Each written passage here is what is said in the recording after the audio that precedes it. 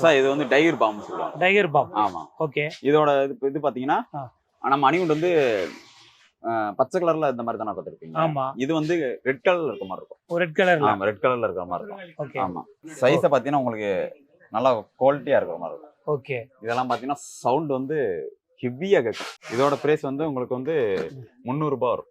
இது வந்து 4x4. சரி. உள்ள வந்து 4 பீஸ் இருக்கும். ஓகே. 4 பீஸ்னா உங்களுக்கு வந்து பீஸ் வந்து இவ்வளவு இருக்கும். 4 பீஸ் தான் இருக்கும். சரி. பீஸே உங்களுக்கு பெருசா இருக்கும். ஓகே. சவுண்டோட கேட்கும், விசில் சவுண்டோட கேட்கும். ரெண்டாவது வந்து ஒரு சத்தம் முடிஞ்சதுக்கு அப்புறம் ரிட்டர்ன் மறுபடியும் கோல்டு கலர்ல ரிட்டர்ன் சுத்தும்.